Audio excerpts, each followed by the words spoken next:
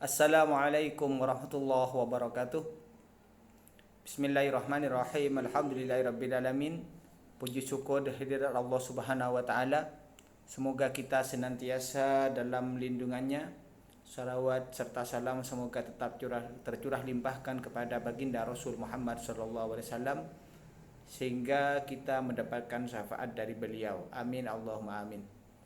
Alhamdulillahirabbil alamin. Pada pertemuan ketiga ini untuk mata kuliah pengantar sosiologi Fakultas Ilmu Administrasi Universitas Madura Unira Pamekasan, kita akan membahas tentang paradigma sosiologi sebagai rumpun ilmu sosial.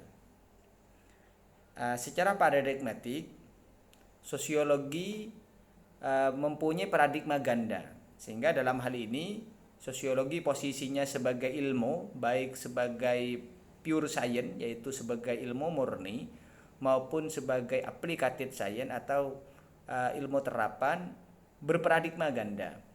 Sehingga ada 4 hal ciri khas sosiologi sebagai ilmu dalam hal ini. Yang pertama adalah sosiologi bersifat empiris. Jadi sosiologi sebagai ilmu mengkaji hal-hal yang bersifat empiris, hal-hal yang dapat diamati, hal-hal yang dapat diobservasi, hal-hal yang dapat dilakukan riset. Jadi ini tidak harus nampak oleh mata, tidak harus terlihat. Yang tidak terlihat pun bisa diamati. Nah, itu. Yang penting dapat diamati. Itu kajian sosiologi. Yang pertama adalah bersifat empiris secara paradigmatik. Itu yang kedua, sosiologi sebagai ilmu bersifat teoritis. Yang dalam hal ini sosiologi itu mempunyai teori-teori dasar. Apa yang namanya teori itu? Jadi teori itu adalah susunan abstraksi-abstraksi atau abstraksi dari suatu fenomena. Jadi dalam sosiologi itu tersusun abstraksi-abstraksi tentang suatu fenomena. Maka itu disebut dengan teori. Jadi ada teori-teori di dalam sosiologi. Sosiologi menawarkan berbagai teori di situ. Karena apa? Karena sosiologi sebagai ilmu di situ. Sosiologi sebagai ilmu pengetahuan. Kemudian yang ketiga, sosiologi bersifat non etis di situ. Artinya apa?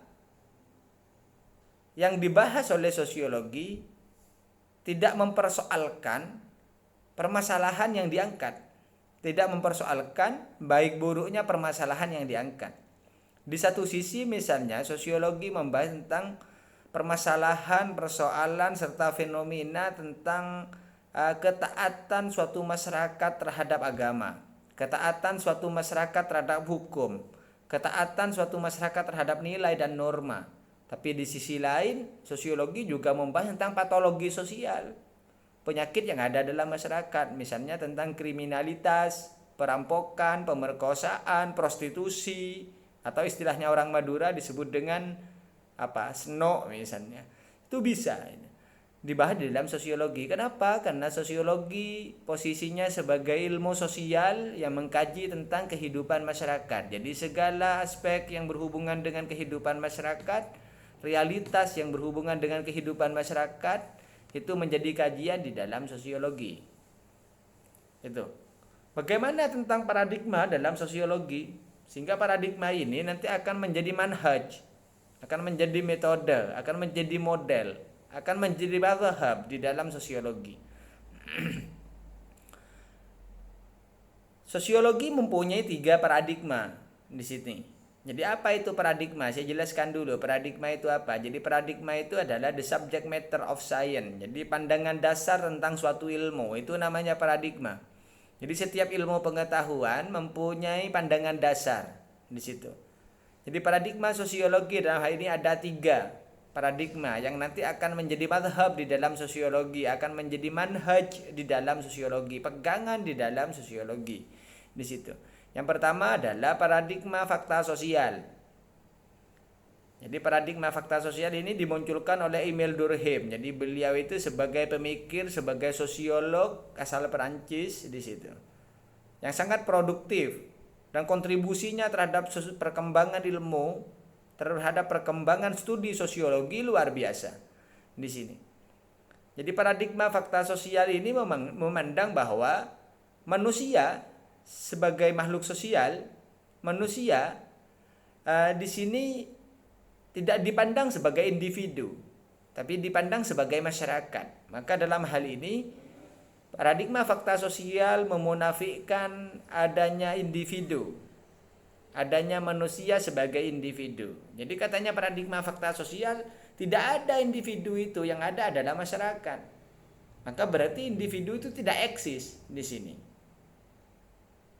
Apa reasoningnya, apa pembenarannya? Maka dalam paradigma fakta sosial menganggap bahwa segala apa yang dilakukan oleh individu-individu itu bukan kehendak dari dirinya, tapi kehendak dari struktur. Makanya di sini paradigma fakta sosial lebih bersifat fungsional struktural atau struktural fungsional di sini. Jadi individu itu dipengaruhi oleh struktur yang ada.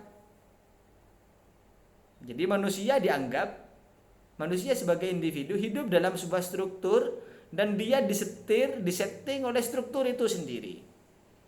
Di situ. Maka di sini menolak terhadap adanya entitas manusia sebagai individu dan manusia dipandang sebagai masyarakat. Jadi apa yang dilakukan oleh Henry, apa yang dilakukan oleh Ahmad, apa yang dilakukan oleh Muhammad misalnya, maka itu bukanlah kehendak dirinya secara individual, katanya paradigma fakta sosial, tapi itu adalah kehendak dari masyarakatnya, kehendak dari strukturnya. Kenapa? Karena apa yang dilakukan atas tekanan dari apa yang berada di luar dirinya. Apa yang namanya paradigma fakta sosial? Jadi fakta sosial itu diartikan sebagai cara berpikir, bertindak, berperasaan di luar diri individu. Itu yang namanya fakta sosial.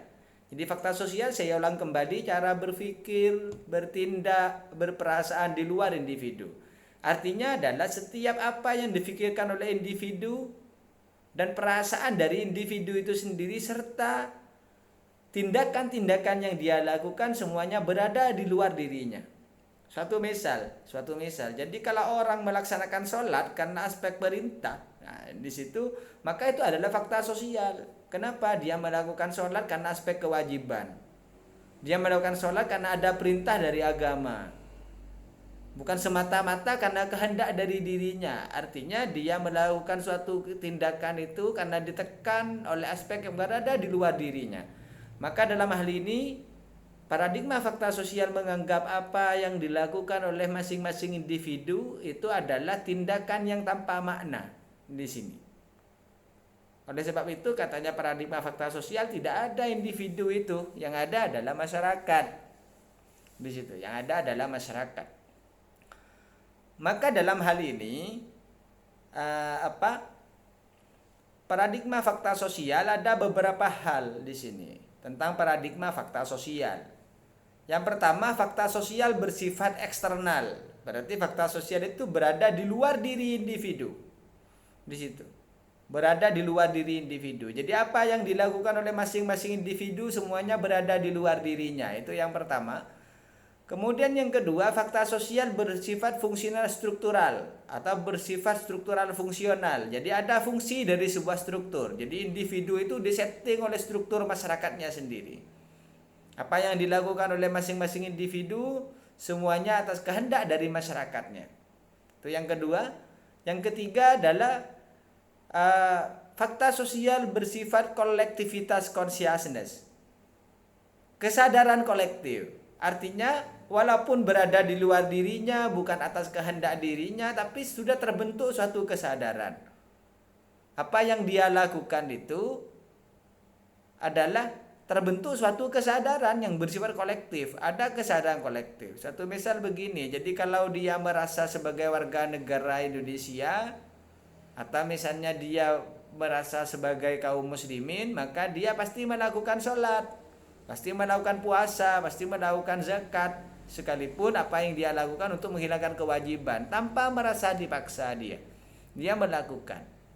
Ada kesadaran kolektif. Kenapa? Tidak mungkin dia masuk ke ruangan, masuk ke tempat ibadahnya orang lain. Tidak mungkin melakukan pola peribadahan orang lain. Pasti yang dilakukan adalah koridor-koridor cara beribadah sesuai dengan agamanya masing-masing. Kenapa? Sudah terbentuk kesadaran kolektif. Walaupun dia melakukan itu berada di luar dirinya, tapi terbentuklah yang namanya kolektivitas consciousness. Kesadaran kolektif di sini.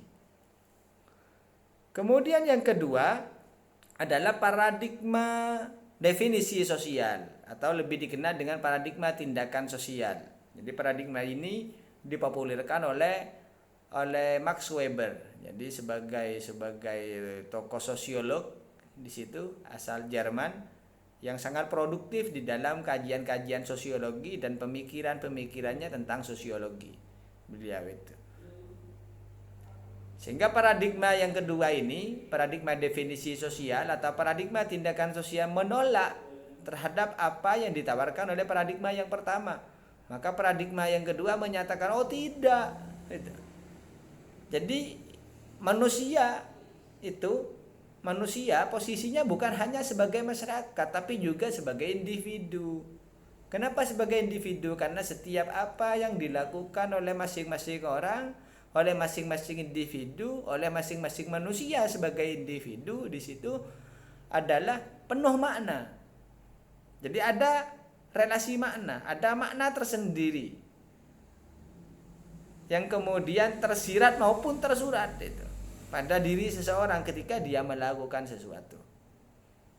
Maka berarti dalam hal ini apa yang dilakukan seseorang itu bersifat internal, bersifat membatin, bersifat internal, berada di dalam dirinya. Maka setiap orang mempunyai pola makna. Satu misal begini, kalau misalnya ada mahasiswi YIN, misalnya mahasiswi WIN, misalnya menggunakan kerudung, maka ada 4 mahasiswa atau mahasiswi yang menggunakan kerudung. Kenapa? Misalnya mahasiswa A, misalnya yang pertama, kenapa Anda menggunakan kerudung? Maka jawabannya adalah, oh saya menggunakan kerudung, saya memakai jilbab karena aspek ketaatan saya selaku muslimah terhadap nilai-nilai Islam. Karena Islam memerintahkan tentang satrul aurah misalnya salah satunya, maka itu pemaknaan saya. Ini adalah asas ketundukan saya selaku muslimah. Itu yang pertama. Pada mahasiswi yang kedua ketika ditanya, kenapa Anda menggunakan kerudung? Loh, saya menggunakan kerudung karena ini adalah perintah dari kampus, aturan dari kampus. Saya sekolahnya atau kuliahnya di UIN, di YIN, misalnya di STAIN. Maka saya menggunakan kerudung. Kalau di rumah saya tidak menggunakan kerudung. Pekerjaannya sama, tindakannya sama, tapi pola maknanya berbeda. Pada mahasiswi yang ketiga ditanyakan, kenapa Anda menggunakan kerudung? Lah bagaimana saya tidak menggunakan kerudung, Pak? Wong misalnya, mohon maaf misalnya, wong kuping saya tidak ada misalnya. Tidak ada telinganya misalnya. Maka ternyata maknanya ini berbeda. Yang satu maknanya adalah karena asas ketaatan seorang muslimah terhadap nilai-nilai agama Islam. Yang kedua karena ada aturan kampus. Dan yang ketiga karena kerudung itu berfungsi untuk menutupi aib. Nah, sehingga ada pola makna di sini. Maka di situ ada beberapa hal yang sangat signifikan, yang sangat fundamental tentang paradigma definisi sosial atau paradigma tindakan sosial. 1. Paradigma definisi sosial atau tindakan sosial bersifat internal, jadi berada di luar diri individu. Yang kedua, misalnya menjunjung tinggi eksistensi manusia sebagai individu. Jadi individu itu bersifat real, bersifat kedirian, jadi being, kedirian di situ. Jadi betul-betul eksis individu itu, karena setiap apa yang dilakukan oleh individu, tindakan dari individu ada pola makna tersendiri di dalamnya. Di sini. Maka di situ disebut dengan Verstehen. Jadi dalam terminologinya Weber disebut dengan Verstehen, pemaknaan, ada pola makna di situ. Ada pola makna. Itu. Kemudian yang ketiga, paradigma definisi sosial atau tindakan sosial bersifat instrumental.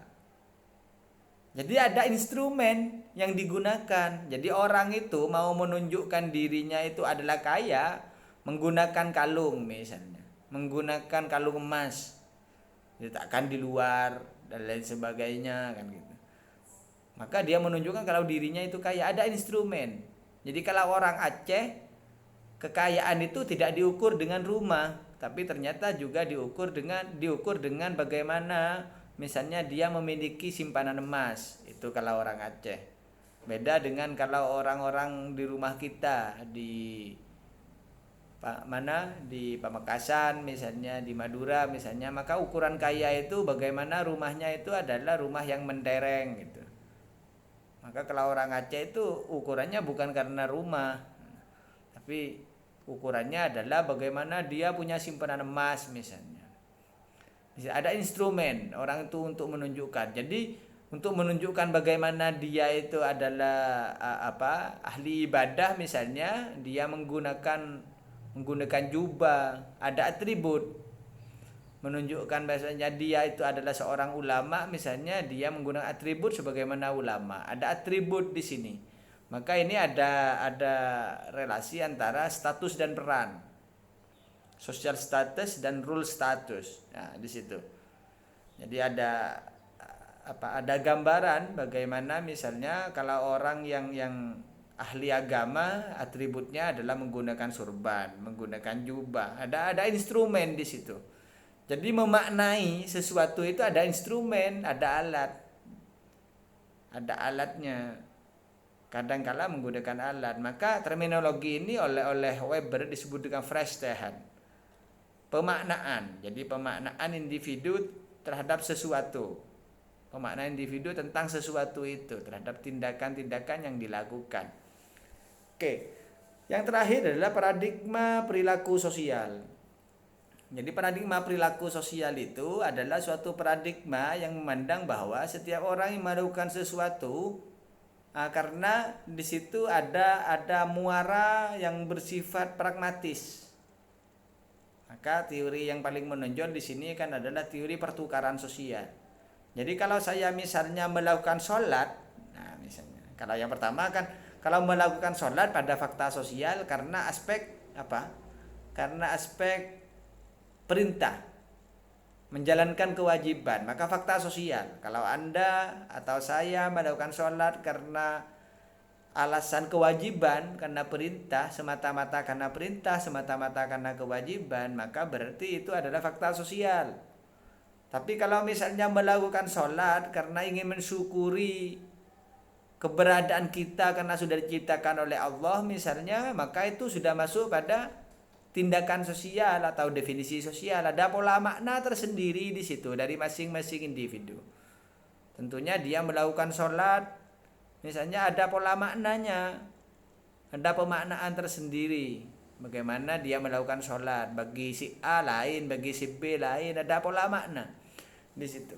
Sama dengan orang menggunakan akik misalnya. Kalau saya menggunakan akik, kenapa Pak Hendri menggunakan akik? Oh ini saya menggunakan akik, memakai akik karena asas penghormatan. Kenapa asas penghormatan misalnya? Karena ini adalah pemberian mertua saya. Kalau tidak saya gunakan, tidak saya pakai, nanti anaknya takutnya tidak boleh dipakai misalnya. Itu akik. Itu berarti ada pola makna, itu definisi sosial atau tindakan sosial. Tapi ada orang yang menggunakan akik sampai 10 jari.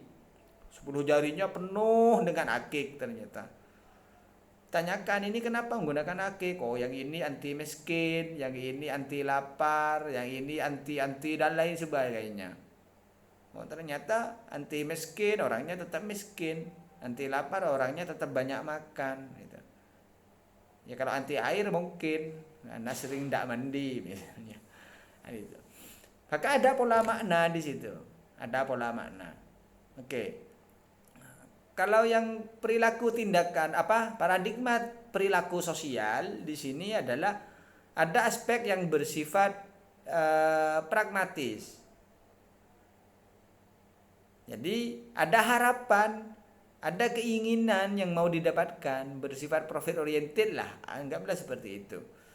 Kalau misalnya Anda atau saya melakukan sholat semata-mata ingin mendapatkan surga dan neraka, maka berarti di situ adalah paradigma perilaku sosial. Jadi saya melakukan sholat karena ingin mendapatkan surga dan ingin jauh dari neraka, ingin jauh dari siksaan neraka, maka itu adalah paradigma perilaku sosial. Ada harapan bersifat transaksional, maka dalam hal ini kita transaksional dengan Tuhan, gitu. Transaksional dengan Tuhan kita. Kita melakukan ibadah, rajin beribadah karena nanti ingin mendapatkan hadiah. Hadiah apa? Hadiahnya surga. Nanti biar terlepas dari siksa neraka.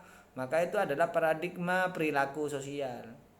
Di sini ada perilaku. Jadi perilaku seseorang itu ada motif, ada dorongan bagaimana dia terdorong untuk melakukan sesuatu misalnya. Orang itu giat bekerja misalnya, dia itu disiplin, datang pagi, kemudian tepat waktu dan lain sebagainya karena ingin mendapatkan reward, karena ingin naik gaji, maka itu adalah perilaku sosial. Paradigma perilaku sosial.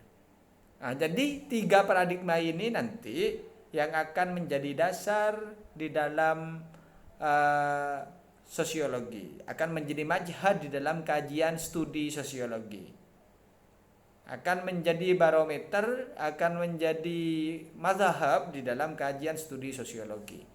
Demikian hanya pengantar dari saya selaku dosen pengampu Al-Fakir Hendri Masduki. Terima kasih atas segala perhatian, mohon maaf atas segala kekurangan. Apabila ada sesuatu hal yang kurang berkenan, mohon maaf. Karena manusia tidak terlepas dari salah dan dosa, salah dan hilaf. Terima kasih. Billahi taufik wal hidayah. Wassalamualaikum warahmatullahi wabarakatuh.